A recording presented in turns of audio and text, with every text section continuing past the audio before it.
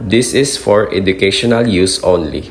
Our group is allowing our instructor, Mr. Roldan Ardines, to use this as an educational material.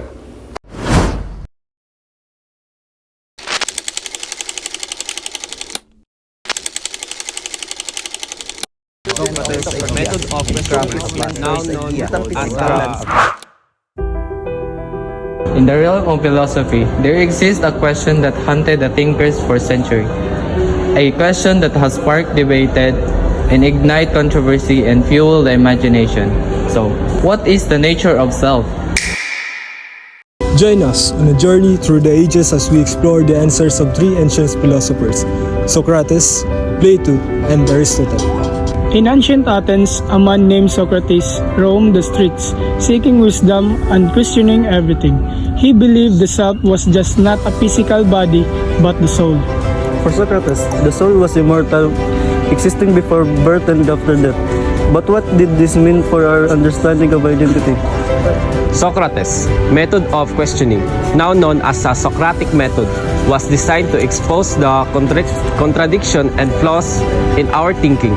But as we delve deeper into his philosophy, we begin to realize that the self is not as fixed as we thought.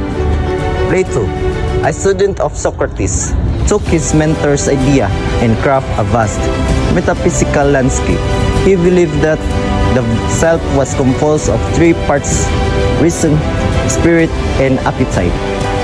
For Plato, the self was a complex, hierarchical system with reason as the highest and most divine aspects. But what happens when these parts conflicts? Plato's theory of tripartite soul raises question about the nature of identity and the human condition. Are we merely a collection of conflict, desire, or is there something more to our existing? Aristotle, a student of Plato, took a more empirical approach to defining the self. He believed that the self was composed of both form and matter, with the form of being the essential, defining characteristics of a person. Aristotle's concept of the self is composed of both form, or the essential characteristics, and matter, or the physical body, shaping our understanding of personal identity and human existence.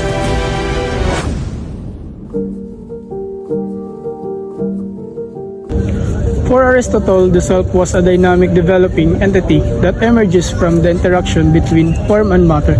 But what does it mean for our understanding for personal growth and transformation?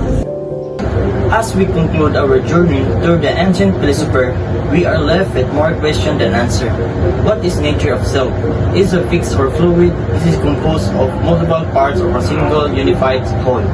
The ancient philosopher may not have provided definitive answer, but they have given us a rich tapestry of idea, explore and contemplate. Join us next time as we delve into mystery of modern philosophy.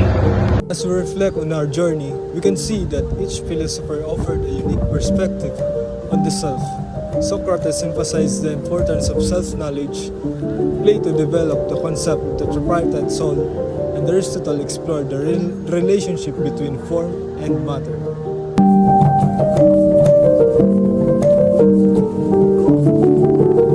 As we continue to explore the mystery of the self, we may want to consider the ideas of ancient philosophers such as Epicurus or the Stoics.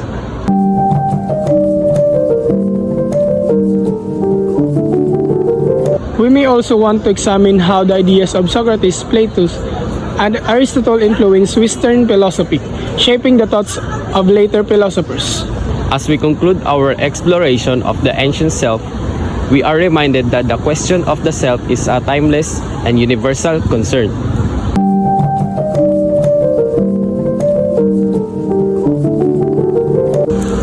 It is a question that continues to inspire and challenge us, encourage us to explore, to question, and to seek wisdom.